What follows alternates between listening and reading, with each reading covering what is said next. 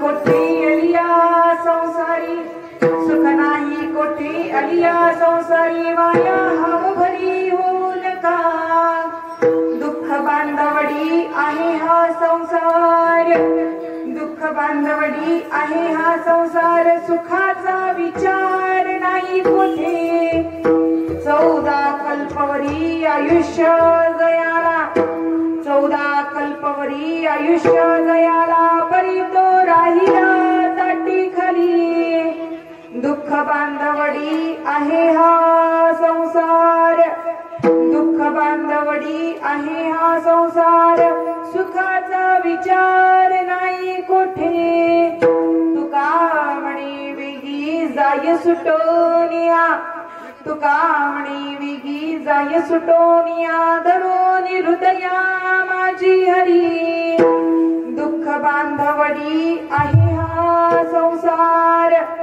दुःख बांधवडी आहे हा संसार, सुखाचा विचार नाही कोठे, पांडुरंगा करू प्रथम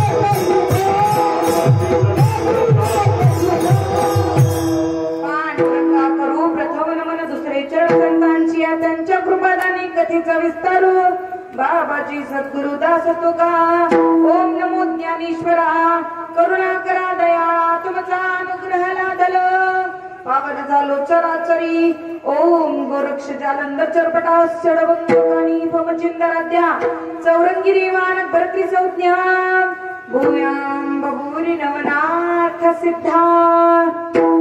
प्रस्तुत कीर्तनोक्ती सेवेकरिता निवडलेला अभंग जगतवंदनीय संत श्रेष्ठ संत शिरोमणी वारकरी संप्रदायाचे कळसगडली जाणारे श्रीमंत श्री जगद्गुरु तुकोबार यांचा 4 चरणाचा अत्यंत सुंदर उपदेशपर प्रकरणातील हा अभंग आचार्य समृद्धी सेवेकरिता निवडलेला. आजच्या कीर्तनाची सेवा अशा प्रसंगाने प्राप्त झाली. प्रतिवर्षाप्रमाणे याही वर्षी प्रतिवर्षाच्या नियमाला अनुसरून याही वर्षी अखंड हरिनाम सप्ताह आपल्या बेळगाव या नगरीमध्ये मोठ्या आनंदाने हा आनंद उत्सव या ठिकाणी साजरा करतोय. त्या निमित्ताने अखंड हरिनाम सप्ताहाच्या निमित्ताने चालत असलेली इथे श्रीमद भागवत कथा ज्ञानयज्ञ सोहळा आणि सप्त्यातला हा 5वा दिवस माझ्या वाट्याला आलेला असल्यामुळं प्राप्त झालेल्या प्रसंगाला अनुसरून निवडलेला अभंग संतश्रेष्ठ जगद्गुरु तुकोबार यांचा असून 4 चरणाचा असून या अभंगामध्ये जगद्गुरु तुकोबार अत्यंत मोलाचा उपदेश करतात. विठ्ठला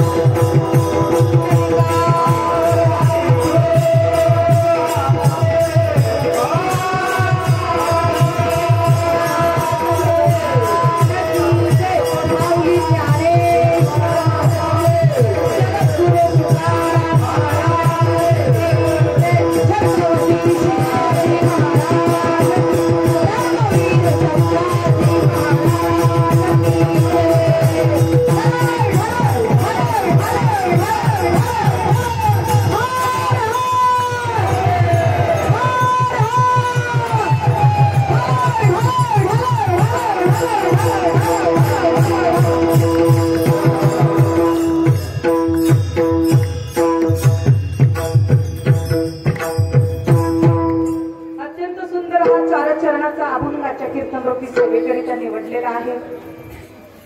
संपूर्ण देगाव नगरी वासियांना सगळ्यांना माहिती आहे की निमित्त आपण या ठिकाणी सगळेजण जमलेले आहोत.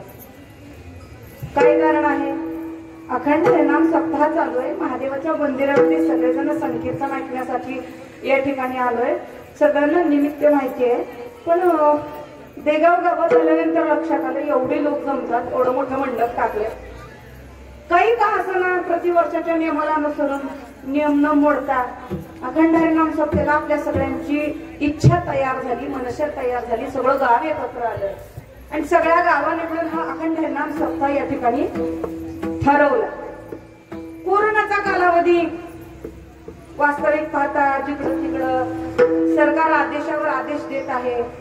जास्त मंडळी एकत्र जमू नका, जमला तरी तोंडाला मास्क लावा, सॅनिटायझर वापरा, या सर्व गोष्टी सुरक्षित अंतर ठेवा, या सर्व गोष्टी गव्हर्नमेंट सांगत आहे.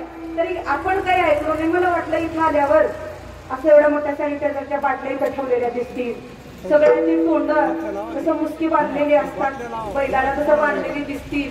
मग मी पण येताना नांदेडवरून नवीन मास्क घेतलं. मला कीर्तनात थोडं चांगलं नवीन मास्क घालून आपण कीर्तन करावं. पण इथं आल्यावर बघितलं तर कोणाच्याच तोंडाला मास्क नाही. मग मी बी विचार केला, आपण तर कशाला लावून जाऊ, आपण तर कशाला सांगू. वास्तविक कीर्तन करायचं कर्तव्य हे सांगणं की तुम्ही सगळेजण मास्क तोंडाला लावा, तुम्ही सगळेजण हे सगळं सुरक्षितता बाळगा, हे सांगण्याचं कर्तव्य. पण वास्तविकच मुळात मला त्या कोरोनाचा जरा विचार केला मी. म्हणजे पहिल्यांदा येऊन गेला तेव्हा विचार नाही केला, पण दुसऱ्यांदा जेव्हा आला तेव्हा थोडासा विचार केला. कोरोना कोरोना कोरोना म्हणजे काय, थोडासा विचार केला. एकांताचा विचार करून असं ठरवलं, म्हणजे काय कोरोना म्हणजे फलानं मेलं विसानं मेलं. मी जे माणसं मेली कोरोना झाल्यावर मला तरी नाही वाटत ती कोरोनाने मेली, ती घाबरून मेली. कोरोना झालाय म्हणल्यावर घाबरून मरणाऱ्या लोकांची संख्या जास्त असं डॉक्टर पण सांगतात. कोरोना व्याख्या काय कोरोनाची? को म्हणजे कोणालाच, रो म्हणजे रोग, ना म्हणजे नाही, तसला तो कोरोना. विठ्ठला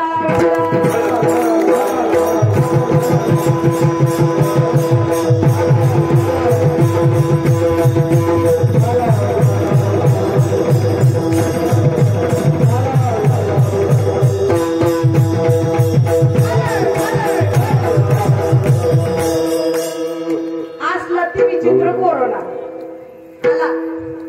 सुरुवातीला कोरोना जेव्हा आला मागच्या वर्षी फेब्रुवारीच्या शेवटी कोरोना आला.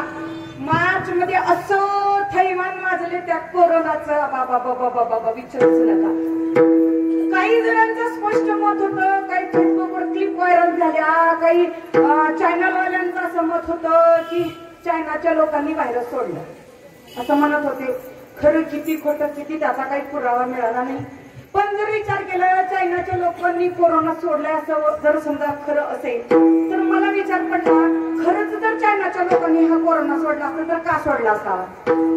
मला तर असं वाटते की चीन मधल्या लोकांना भारत मधल्या लोकांची नीट खडी असलेली जी नाकं आहेत का नाही, ते नाकं बघवना झालेत आणि देखवना झालेत म्हणून त्यांनी कोरोना सोडला. तुम्ही म्हणाल चीन मधल्या लोकांच्या नाकांचा भारतातल्या लोकांच्या नाकांचा अर्थार्थी काय संबंध आहे? लय मोठा संबंध आहे. त्यांच्या सगळ्याची नाकच चपते, आपल्याच्या सगळ्याची भारत देशातल्याची नाक खडी आहेत. नकटे जरी असले तरी खडी आहेत आपली नाक, नाही का? हा.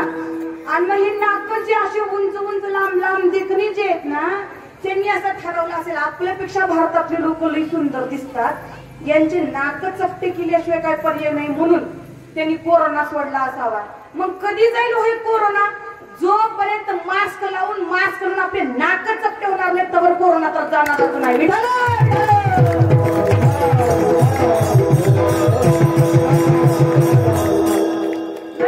परिस्थिती काय सांगा, कोरोनाची परिस्थिती इतकी विचित्र.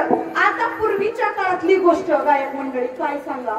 पूर्वीच्या काळात जर एखादा माणूस माणसाच्या शेजारी शिकलं बोलत बसलं, सट शिकलं बघा म्हणत होते की नाही.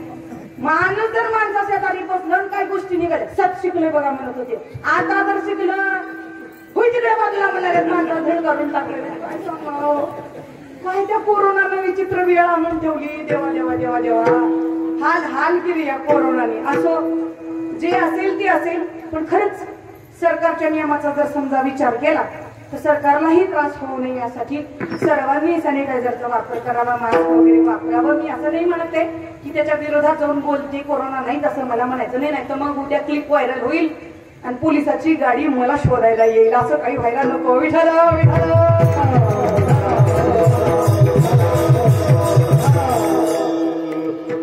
अशा कोरोनाच्या कालावधीत सुद्धा आपण सर्व मंडळी एकत्र आलात आणि मोठ्या आनंदाने प्रेमाने या ठिकाणी सप्ताहाचं आयोजन आपण केलेलं आहे. फार आनंदाने प्रेमाने या ठिकाणी सेवा श्रवण करण्यासाठी आपण मंडळी आलात, त्याबद्दल आपल्या सर्वांना माझ्या व्यासपीठावर आशीर्वाद देऊन अभंगाच्या चिंतनाकडे वळते. विठ्ठला विठ्ठला.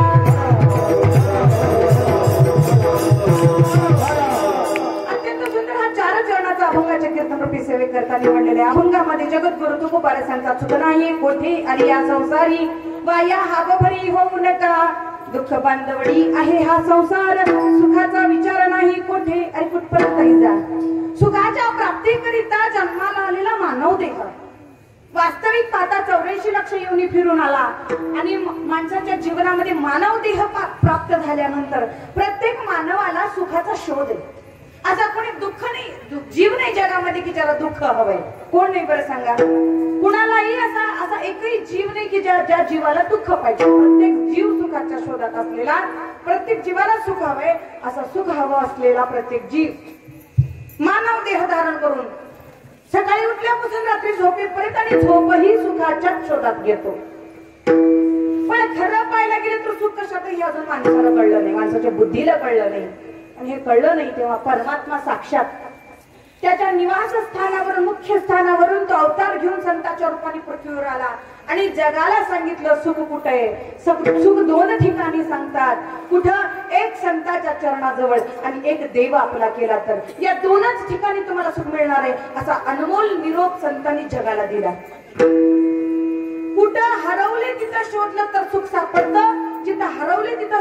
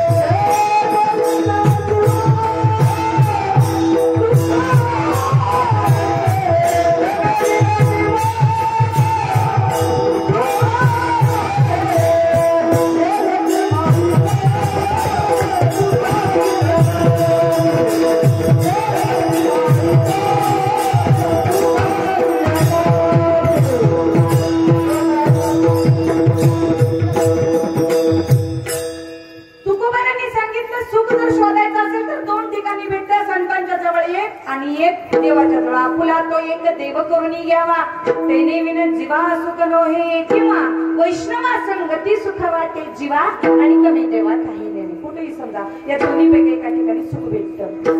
मग वास्तविक पाहता सुख आहे कुठं याचं चिंतन करणं फार जरुरी आहे. याच्या अभंगाच्या प्रथम चरणामध्ये प्रवेश करण्यासाठी सुख आहेच कुठं हे शोधावं लागेल, तर मग आपल्याला अभंगाचं पहिलं चरण कळेल बरं का. काय झालं, एका दिवशी आकाशामध्ये एक घार फिरत होती. घार, त्या घारीला भूक लागली खूप. आता घारणीला भूक लागल्यानंतर ती काय करणार आहे, पाण्यामध्ये तलावाच्या ठिकाणी ज्या ठिकाणी मासे बरोबर वर करमतात त्या ठिकाणी जाऊन ती चोंचीत मासा पकडते आणि वर जाते. अशी ती असं नदीच्या काठावरती जात असताना, फिरत असताना तिला भूक लागली. ती आहार शोधत होती आणि आहार शोधत असताना एक वस्तू चमचम चमचम चमकत होती बरं का. काय चमकती की वस्तू म्हणून घारीने झाप घेतली, झडप घालून ते वस्तू चमकणारी उचलली जवळ घेतला पायानं तिच्या, पण ती काही खायची प्यायची वस्तू नव्हती. चमकणारी होती, खूप चमकत होती, पण खायची वस्तू नव्हती म्हणून त्या घारणीनं फेकून दिलं. जशी त्या घारणीनं पाय मोकळे केले तसं ते पायातला चमकणारी वस्तू खाली आली आणि नदीच्या काठावर असं वाकलेलं एक झाड होतं, त्या झाडावर ती वस्तू पडली. काय होती ती वस्तू? हिऱ्याचा हार होता, हिऱ्याचा हार.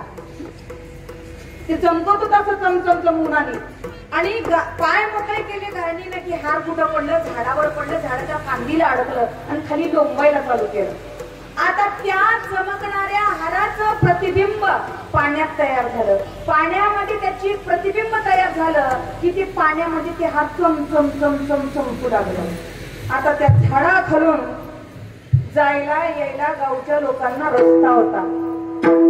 गावचे लोक त्या रस्त्यानं चालले होते, गावचे लोक त्या रस्त्यानं येत होते आणि जाणारे येणारे लोक काय झालं माहितीये का, त्या पाण्यातल्या हाराकडे बघायचे. पाण्यातल्या कुठल्या, पाण्यातल्या बरं का, कुठल्या हाराकडे बघत होते सगळेजण. माझ्याकडे लक्ष द्या. मास्क कधी बघितलं नाहीस का, आजच बघताय का पहिल्यांदा, का फुकट मिळते म्हणून बघायला लागलात. विठ्ठल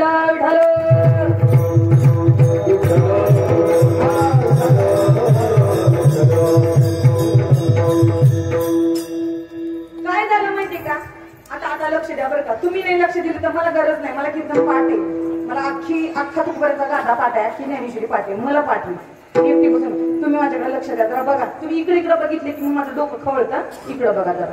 हा काय, पाण्यामध्ये जे हार चमकत होते त्याच्याकडे जाणारे येणारे रस्त्याचे लोक बघायचे आणि धड उड्या मारायचे मध्ये, पाण्यात उड्या मारायचे. मग गावची पोरं, गावच्या म्हाताऱ्या, गावच्या बाया, गावचे पुरुष सगळे त्या नदीच्या काठावर. कशाला, पाण्यात हार आहे, चमचम चमकुलारे घ्यायचंय आम्हाला म्हणायचे, न्यायचे आणि उड्या मारायची. गंमत अशी त्या हाराची, बाहेर येऊन थांबल्या नदीच्या दिसायचं, उडी मारलं की गायब व्हायचं. बाहेर थांबलं की दिसायचं, उडी मारलं की गायब व्हायचं ते हार. मग महिनाभर गावच्या लोकांना उड्या मारल्या पाण्यात, कुणाला हार सापडणार. एक शहाणा माणूस आला तिथं आणि त्यानं विचारतं, अख्खं गाव नदीच्या काठावर येऊन बसल्यावर कशासाठी येऊन बसलं. पोरं म्हणतात पाण्यात हिऱ्याचा हार आहे आणि घ्यायचं म्हणून येऊन बसलो. मग घ्या की, महिना झाला का मी घेत नाही कुणी. लोक म्हणले लय विचित्र म्हणले हे हार काय, बाहेर थांबलं की दिसतंय म्हणजे, उडी मारलं की गायब होते. असलं विचित्र हार आहे म्हणजे. मग त्या शहाण्या माणसाने विचार केलं, ज्या अर्थी पाण्यात उडी मारल्यावर हार गायब होतो त्या अर्थी तिथे हार नसणारच आहे, हार दुसरीकडे कुठं तरी असेल असं म्हणत म्हणत त्यांनी विचार केला. आणि झाडाच्या वर पाहिलं तर वर खरंच ते फांदीला लटकत होतं ते हार आणि त्या हाराचं प्रतिबिंब पाण्यात पडलेलं होतं. तेव्हा त्या शहाण्या माणसानं झाडावर चढला, वर गेला आणि ते सुंदर हार घेतला, खिशात घालून निघून गेला गावाकडे. बरं का, दृष्टांत संपला. आता सिद्धांतावर यायचंय आपल्याला बरं का. ही जी नदी आहे ना, नदी ही माया रूपी नदी आहे बरं का. आणि परमार्थातलं जे सुख आहे, ज्या सुखाचं वर्णन साधू संत करतात, ते परमार्थातलं सुख म्हणजे ते हिऱ्याचा हार आहे. पण कुठे आहे, कोणत्या झाडावर आहे ते ब्रह्मज्ञानाच्या झाडावर लागलेलं फळ आहे. ब्रह्मज्ञानाच्या झाडावरचं सुख नावाची वस्तू कुठे आहे, ब्रह्मज्ञानाच्या झाडावरचं ते हार जे लटकते त्याचं प्रतिबिंब या मायारूपी संसार रूपी समुद्रात, मायारूपी नदीत त्याचं प्रतिबिंब पडले. लोकाला वाटलं संसारात सुख आहे म्हणून धडाधड धडाधड उड्या चालू आहे. लॉकडाऊन होतं तर सुद्धा पळू गेले, चुरू जाऊन लग्न करून आले. एवढ्या लॉकडाऊन मध्ये सुद्धा थांबले का, धड उड्या मारायचं चालू होतं लोक नाही का नाही. 10च माणसं घेऊन गेली काय मोठमोठे लग्न करणारी माणसं, इकडचे 10 तिकडचे 10, 20च माणसं घेऊन जाऊन लग्न लावले. पण ती उडी मारायची सोडली नाही. पण येड्या लोकांना तुकोबारे सांगतात, अरे वेड्यानो, नदीत किती जरी उड्या मारलो तर तुम्हाला हार सापडणार नाही का, हार तिथं नाहीच तर कुठून सापडणार आहे. तसंच संसारात किती जरी आपण पडलो, किती जरी संसार केला तर त्या संसारात तुम्हाला सुख भेटणार नाही. मला सांगतात अभंगाच्या पहिल्या